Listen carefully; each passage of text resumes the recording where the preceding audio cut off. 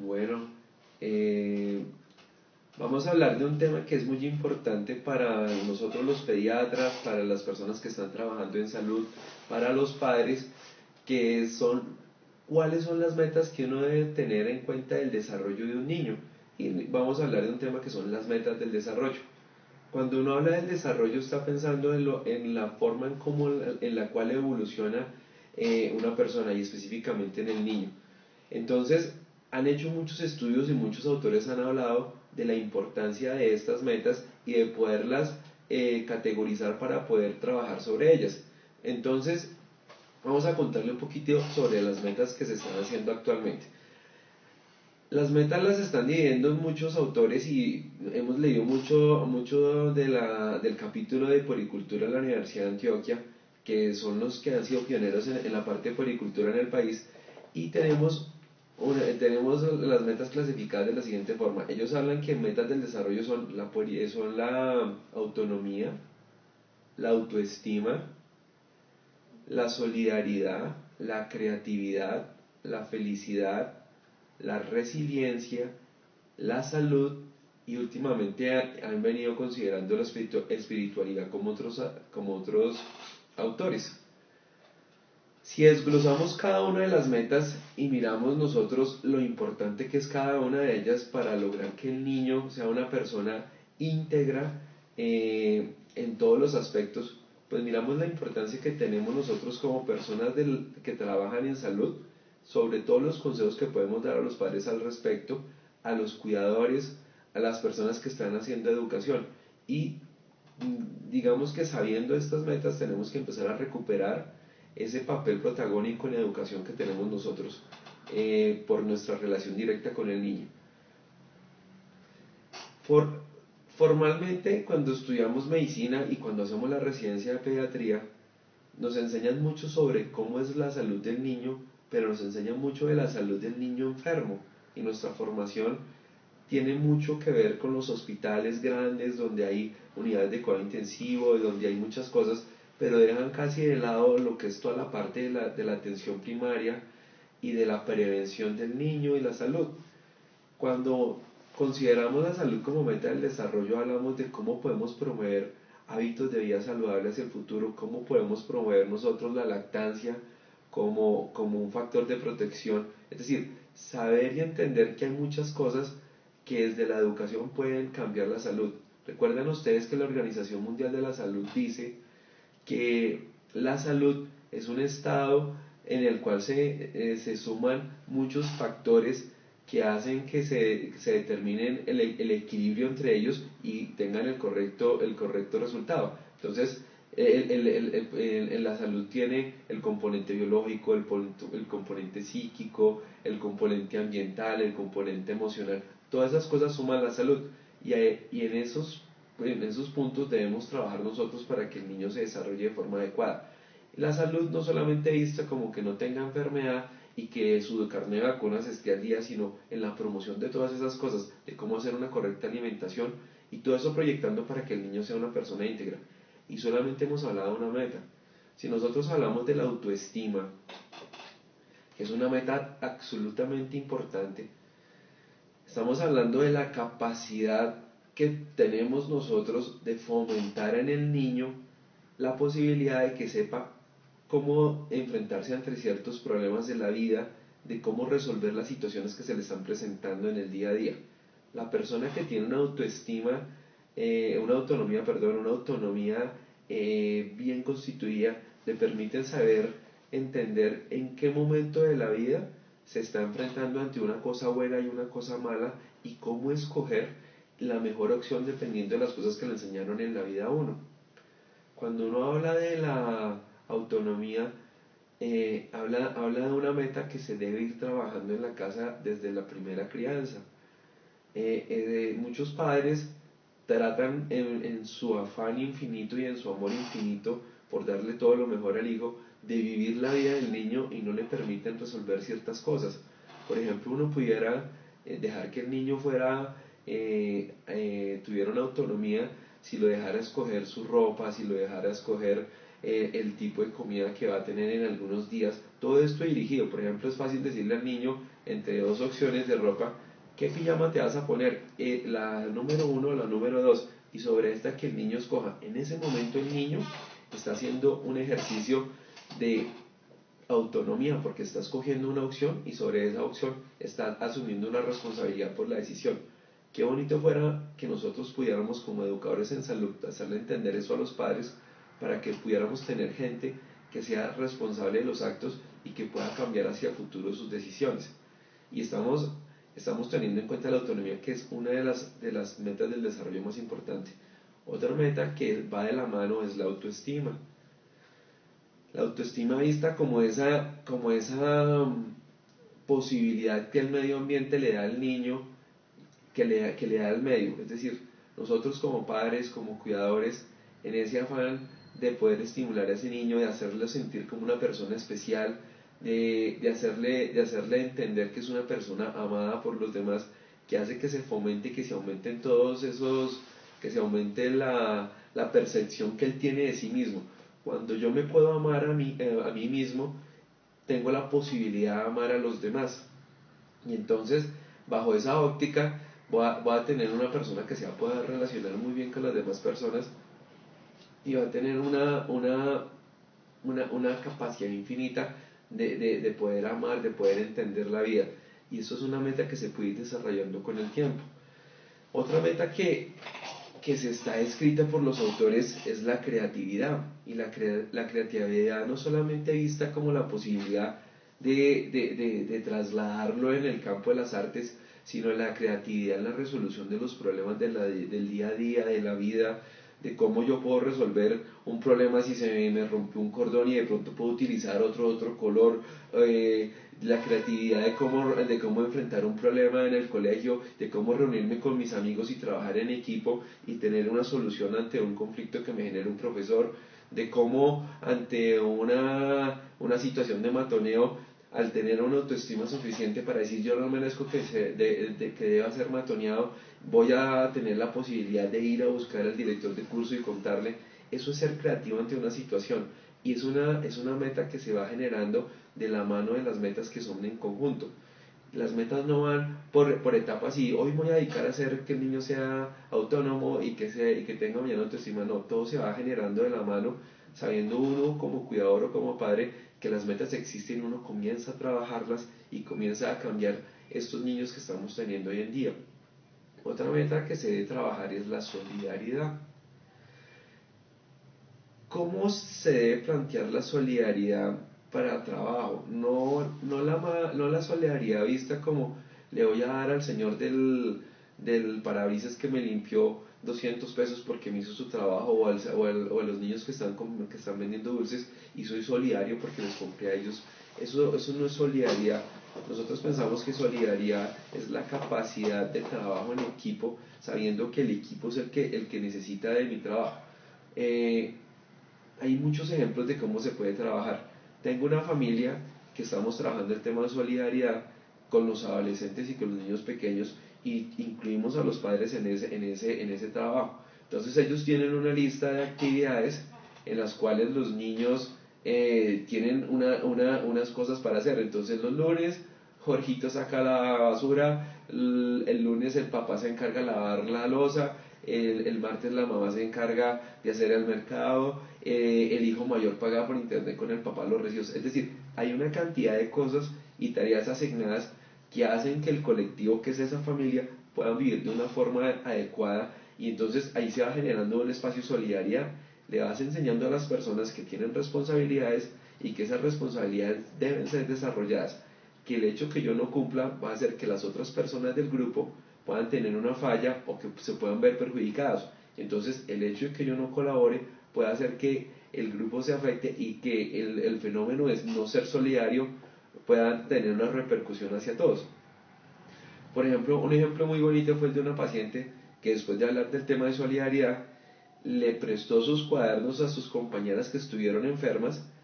Se atrasó en el proceso porque le dejó el cuaderno para que se lo llevaran. Sin embargo, ella anotó todas las cosas en unas hojitas que pasó en el siguiente fin de semana con su familia.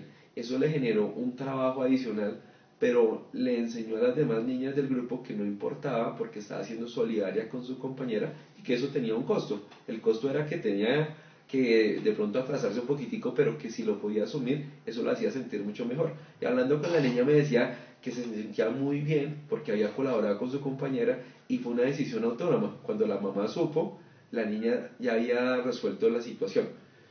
La mamá, por ejemplo, no la contradijo, respetó su decisión y eso fomentó la autonomía en la niña. Entonces, como dije anteriormente, son metas que se van desarrollando de forma paralela.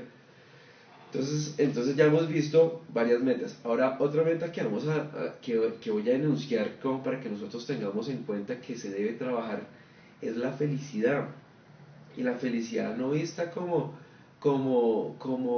la expresión de que yo consigo algo y eso me hace feliz, porque eso simplemente es consumismo, sino la felicidad vista como esa posibilidad interior de mirar, de mirar hacia adentro y de las situaciones que están presentándose en la vida, saberlas afrontar y sacar el mejor resultado. Enseñarle a los niños que la felicidad no se transforma en que yo te doy algo para que tú hagas, o que la felicidad es todo lo que tú recibes en Navidad, los regalos de Navidad, porque simplemente esos son parte del exitismo del consumo que tenemos nosotros.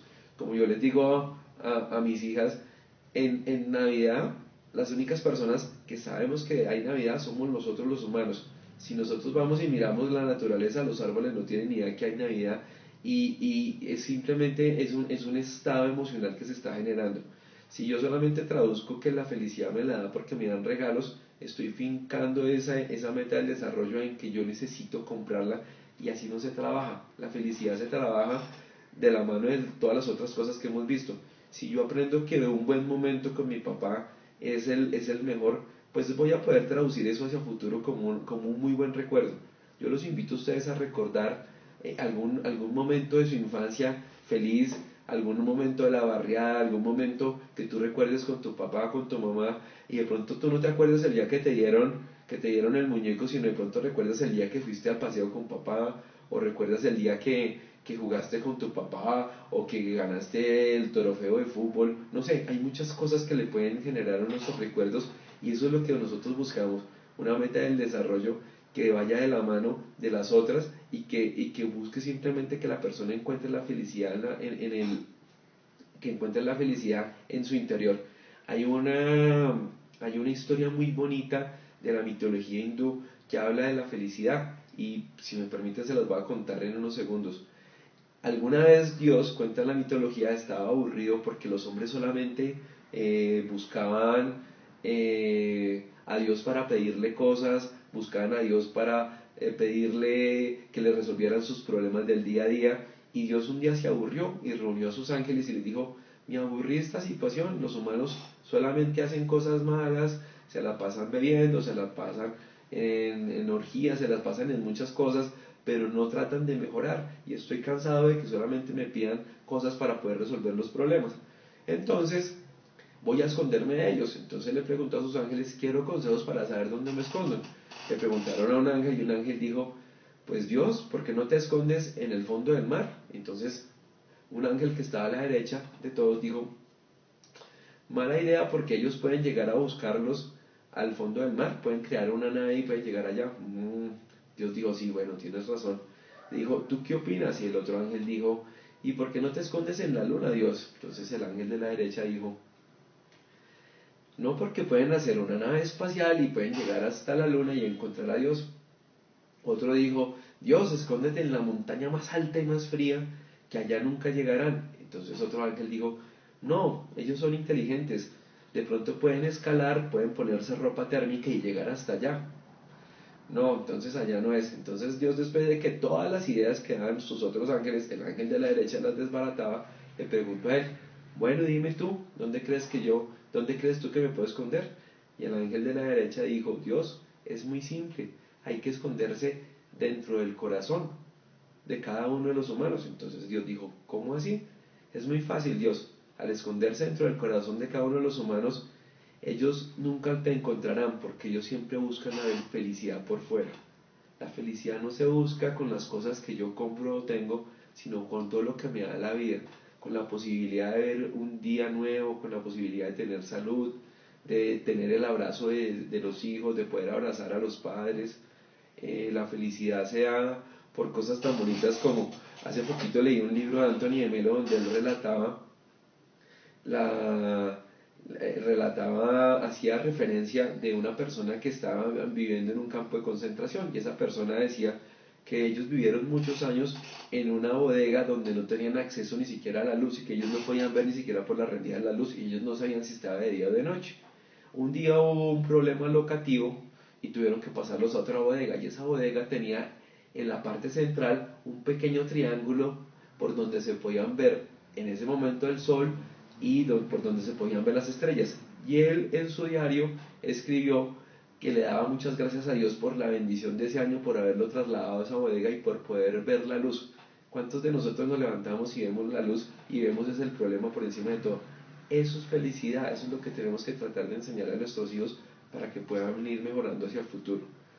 Otra meta del desarrollo es la resiliencia. Es un término que se empleó primero por los ingenieros como la capacidad que tienen los metales de ante determinadas situaciones perder su forma original y después volver a retomar. Ustedes saben que las cosas dilatan el calor y que el frío las contrae, entonces eso hace que el metal pueda volver a su forma normal. En, en los seres humanos es un término que se empleó en psicología, y la resiliencia habla de esa parte del ser humano que ante situaciones de extrema gravedad o situaciones donde el ser humano se vea enfrentado a una situación adversa, yo pueda de pronto resquebrajar un poquitico mi personalidad, pero vuelvo otra vez al curso y pueda resolverlo. Ejemplos de resiliencia hay muchos. Hace poco leí un libro de un autor que se llama Boris Cyrulnik, que se llama Los patitos feos, y él describe el fenómeno y de cómo podemos ir nosotros criando niños para que sean niños resilientes. Entonces él hablaba de la importancia de que los niños sean autónomos y tengan capacidad de resolución, de que sepan que una decisión tiene una consecuencia y que esa consecuencia la asumo yo, y que al asumir la consecuencia, si es buena o es mala, yo tenga la posibilidad de entender cuál fue la enseñanza que me dio esa situación especial, y yo otra vez entienda cuál es el rumbo a tomar. Eso es una crianza resiliente. El doctor Cyrulnik, que es francés, describía en sus artículos que encontramos en ese texto un caso muy bonito, y hacía referencia a los gamines colombianos, como tal los hacía referentes, y decía que los gamines colombianos tenían la posibilidad de ser resilientes dentro del grupo porque tenían una práctica que es interesante. Él describe que el comportamiento de los gamines es el siguiente: en la mañana los mayores del grupo, que son gamines entre los 15 y los 20 años, se dedican a robar para conseguir la comida para darle a los pequeños. Y después lo que roban en la tarde casi siempre es para el consumo de sus drogas u otro tipo de cosas. Si ustedes se ponen a analizar, aunque es un problema importante que estén robando, fíjense que dentro del concepto de sociedad que ellos tienen, saben que están en una situación adversa y que tienen que responder por los más pequeños. ¿Cuántos de nosotros ante una situación adversa flaqueamos, vemos el problema, tratamos de no resolver las cosas y le enseñamos a los niños que así se resuelve la vida? Entonces la invitación es a que cuando estemos en esa parte de educación que tenemos habitualmente con los pacientes, cuidadores, con los mismos niños, tratemos de tener la resiliencia como una parte más del desarrollo que va con las otras metas que hemos desarrollado. Y por último, los autores últimamente han venido involucrando la espiritualidad como meta del desarrollo. Es una de las últimas metas que se han venido involucrando, y tal vez es la última meta que yo desarrollo, que es esa relación especial que yo puedo tener con un ser superior independiente de la creencia religiosa que yo tenga.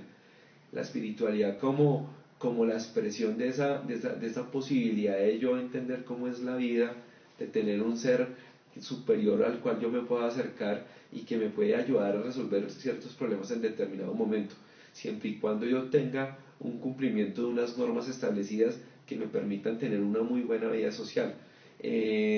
Cuando yo trato de mezclar todas estas metas del desarrollo y veo que es la suma de muchas variables que están fortaleciendo la personalidad que el niño va a tener y su desarrollo que va a tener hacia el futuro, debemos tener en cuenta que nosotros como padres que somos los directamente interesados en el desarrollo de nuestros hijos, debemos saber que estas metas existen porque los primeros entre 7 y 10 años, hablan algunos autores, tenemos toda la formación de los pilares estructurales que van a hacer que el niño tenga los elementos en su personalidad para que se pueda enfrentar hacia la vida futura y a la vida del adulto.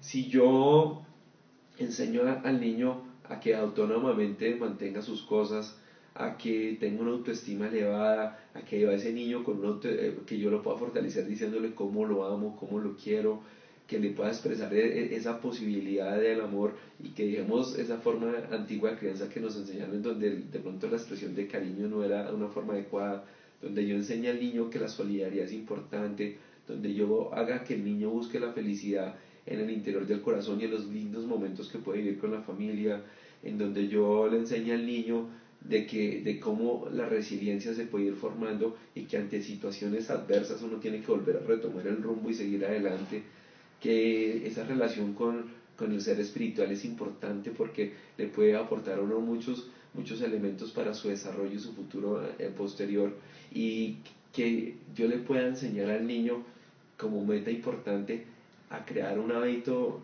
a crear una buena salud, viviendo la salud como ese desarrollo retomando ese papel que debemos tener nosotros las personas que trabajamos en salud, en la formación de hábitos de vida saludable, en la formación del ejercicio, en la formación de la comida en familia, de volver a comer frutas, de volver a comer verduras. Todos estos elementos que han demostrado que pueden cambiar la forma de cómo yo voy a concebir la salud, porque ustedes ya saben por estudios que todo lo que yo haga en los primeros años son los hábitos que yo voy a coger en la vida, y son los hábitos con los cuales yo me voy a enfrentar hacia el futuro en la vida adulta. Entonces tenemos un papel y tenemos una tarea que es supremamente importante, es una tarea que debemos retomar nosotros los pediatras y las personas que hacemos programas de crecimiento y desarrollo, o que estamos viendo niños todo el tiempo, porque ese papel de educación no lo podemos dejar de un lado, porque tenemos una responsabilidad muy grande, porque estamos en el siglo de los niños. Si ustedes recuerdan, hasta finales hasta en la década de los 80, finales de los 80, se firmó la Declaración de los Derechos del Niño. Después de 4.500 años de evolución, hasta hace 20 y punta de años firmamos la Declaración de los Derechos del Niño. Es decir, en este siglo y en este momento estamos en un contexto histórico importante, y las personas que tenemos que ver con niños tenemos que ser lo suficientemente sabias, y tenemos que ser lo suficientemente y tenemos que entender ese reto que tenemos en la formación de niños y de familias felices. Y por último, quiero recordarles que todo eso que hablamos ahorita nosotros lo tenemos que desarrollar en el ámbito de un espacio democrático hermoso que se llama la familia. Y quisiera terminar diciéndoles que la familia, como dijo la Organización de las Naciones Unidas en el año de la familia, es la más pequeña de las democracias en el corazón de una sociedad. Democracia porque yo como papá tengo derechos y deberes, democracia porque mi hijo tiene derechos y deberes, y porque es una responsabilidad común, es el acompañamiento mutuo en ese divertido proceso que es el crecimiento de un niño. Entonces, los invito a que retomemos ese papel de educación, y a que tengamos en mente en nuestros diferentes momentos de consulta y de pronto de los programas de crecimiento y desarrollo, a que tenemos que mirar cómo desarrollamos a esos niños de una forma íntegra, no solamente mirando cómo está el peso y la talla y el carnet de vacunas, sino cómo podemos hacer mejores